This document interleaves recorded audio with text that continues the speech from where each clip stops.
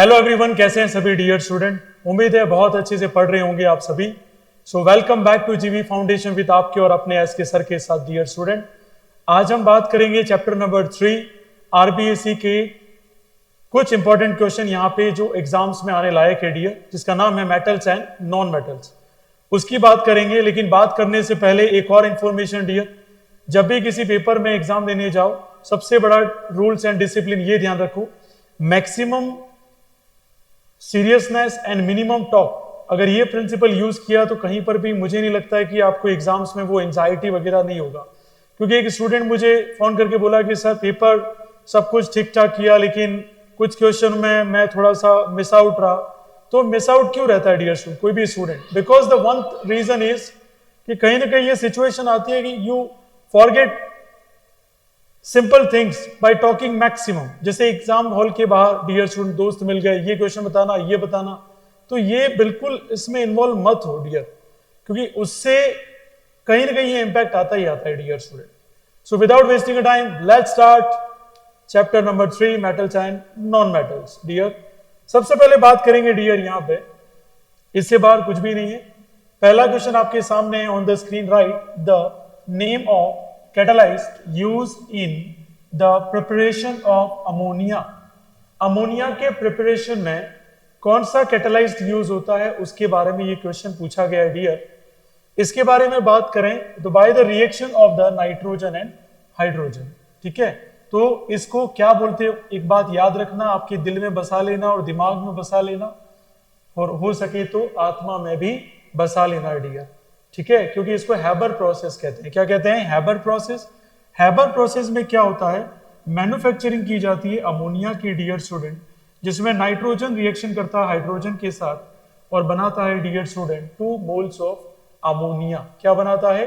2 moles of ammonia. आ गया समझ में डियर?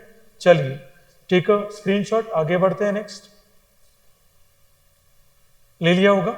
सेकेंड क्वेश्चन में बात करें डियर, तो draw a label diagram for reaction of steam on iron metal। तो मैं यहां डियर स्टूडेंट, क्वेश्चन क्या कह रहा है कि आपको एक डायग्राम बनाना है जिसमें आयरन किसके साथ रिएक्शन कर रहा है? स्टीम। स्टीम का मतलब वाटर की गैसियस फॉर्म। कौन सी फॉर्म डियर स्टूडेंट? वाटर की गैसियस फॉर्म। तो वाटर की गैसियस फॉर्म, तो मैंने यहां पे लिखा आयरन सॉलिड फॉर्म में है और स्टीम बट ऑब्वियसली बात है गैसियस फॉर्म में है। रिएक्शन करवाई तो हमें मिला Fe3O4 और बाहर क्या होगी dear student? 4 moles of hydrogen. अब देखो यहां इसे बोला जाता है ब्लैक ऑक्साइड और यहां है डियर स्टूडेंट मैग्नेटाइट। इसका नाम क्या है? Magnetite dear student. ठीक है, लेबल डायग्राम आप एनसीईआरटी से बना लेना डियर, यहां कम टाइम में आपको ज्यादा नॉलेज मिल जाए।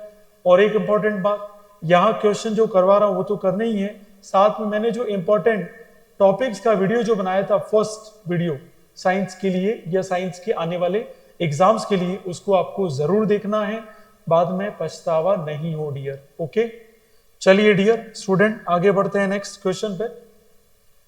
Draw a label diagram for testing of the conductivity of salt solution. अब कंडक्टिविटी ऑफ सॉल्ट सॉल्यूशन का भी मैंने आपको एनसीईआरटी की एक्टिविटी समझाई थी डियर स्टूडेंट। एनसीईआरटी की एक्टिविटी में सोडियम और क्लोरीन दोनों को इलेक्ट्रोलाइटिक प्रोसेस की वजह से क्या हो जाता है? Na+ में कन्वर्ट हो जाता है, और क्लोरीन डियर स्टूडेंट किस में हो जाता है? Cl- में। तो यहाँ एक कंडक्टिविटी की फॉर्म में एक इलेक्ट्रॉन फ्री हो गया, कहां से? सोडियम से, और उस इलेक्ट्रॉन को ऑब्टेन किया क्लोरीन ने। एनोड और कैथोड पे आपको मिलेगा dear student.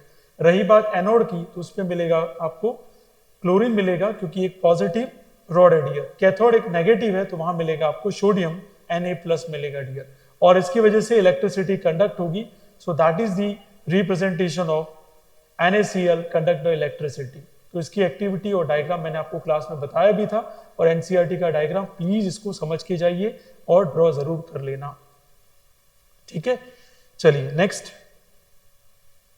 Define ductility and right the name of the most ductile metal. तो मोस्ट डक्टाइल मेटल की बात चल रही है, और डक्टिलिटी क्या होती है सबसे पहले वो समझिएगा डियर।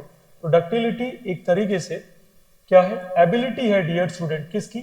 मटेरियल की एबिलिटी है जो मटेरियल कन्वर्ट हो जाता है किस में डियर स्टूडेंट, थिन वायर में, बट कंडीशन रहेगी विदाउट ब्रेकिंग, बिना टूटे ये क्या हो जाए, वायर की फॉर्म में कन्वर्ट हो जाए, उसी को हम उसको क्या बोलते हैं, उस मटेरियल की प्रॉपर्टी को हम बोलते हैं डक्टिलिटी। अगर बात करें सबसे ज्यादा डक्टिलिटी किसमें है डियर, तो सबसे ज्यादा या मोस्ट डक्टाइल मेटल कौन है डियर स्टूडेंट, तो वो आपके दिल में बस जाना चाहिए, जिसका नाम है प्लेटिनियम। क्या नाम है, प्लेटिनम। तो प्लेटिनम डियर स्टूडेंट इसका आंसर रहेगा। ठीक है, यहां तक कोई दिक्कत, आगे बढ़े नेक्स्ट। तो नेक्स्ट क्वेश्चन देखेंगे डियर स्टूडेंट, यहां पे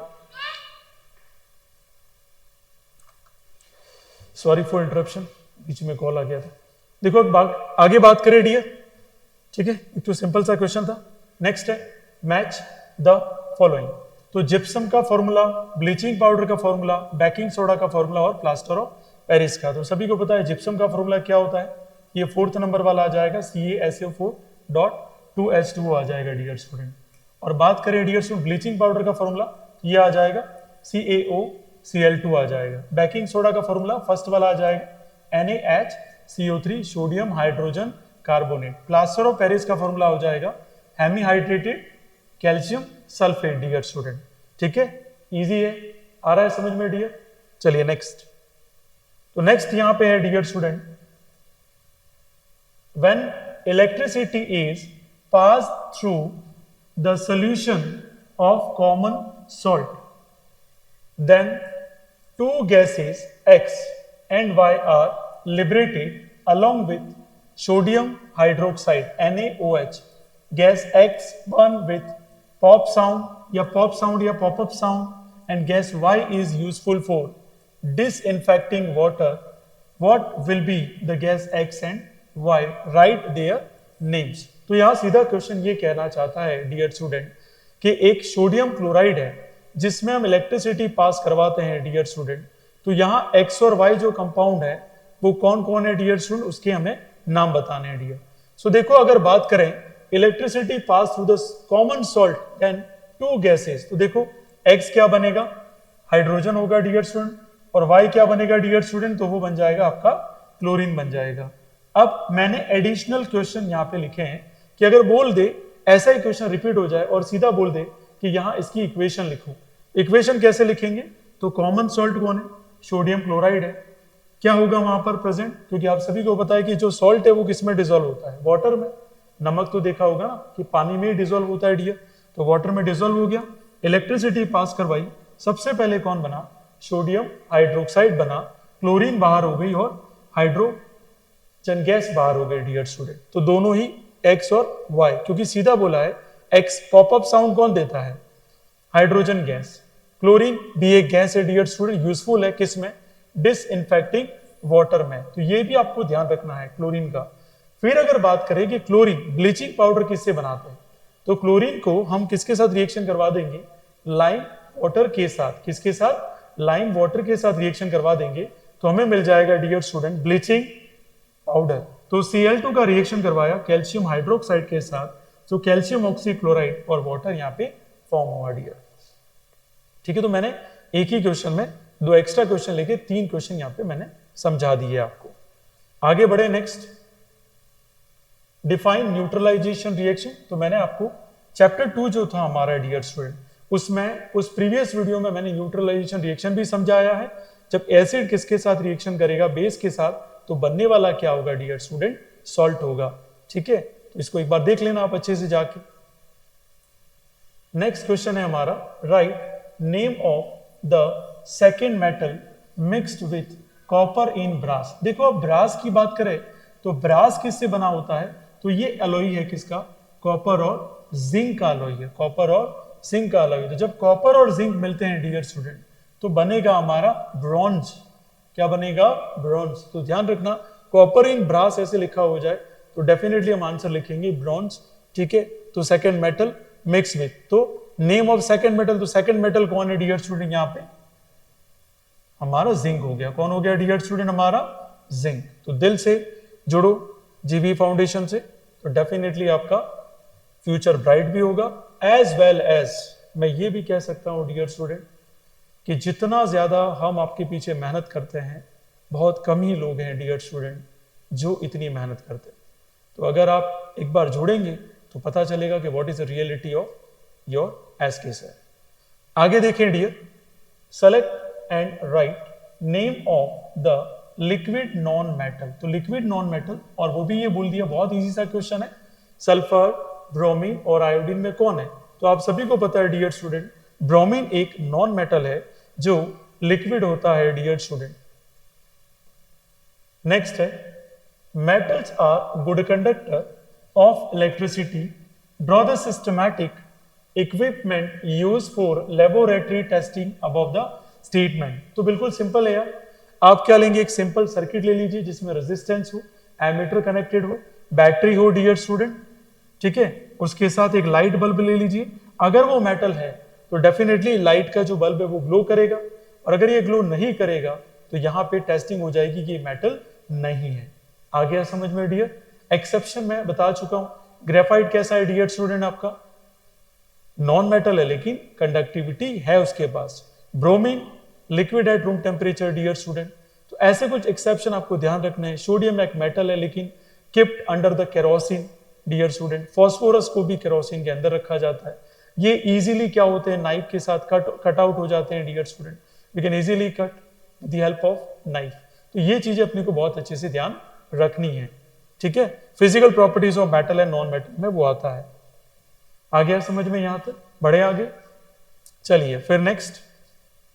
सो यहां तक ये इंपॉर्टेंट क्वेश्चंस थे डियर स्टूडेंट, जो इंपॉर्टेंट है, लेकिन जैसे मैंने टॉपिक्स की फॉर्म में बताए हैं, जैसे आपको पता होगा कैल्सिनेशन प्रोसेस आना ही आना है डियर स्टूडेंट, तो वो बड़े क्वेश्चंस है। ये कौन से जो हमें हेल्प करेंगे 1.5 मार्क्स से 2 मार्क्स वाले जो क्वेश्चन है उसमें हेल्प करेंगे डियर। तो better to be just cover this questions. मैं बहुत कम क्वेश्चन लेके आ रहा हूं ताकि उसमें से भी कुछ और टॉपिक्स, बिल्कुल नहीं छोड़िएगा टॉपिक, जैसा मैंने जो टॉपिक बताया उसको करना ही है dear student. So thank you so much for watching GV Foundation with आपके और अपने एस के सर के साथ। And join GV Foundation, download the app by using Play Store. Thank you so much.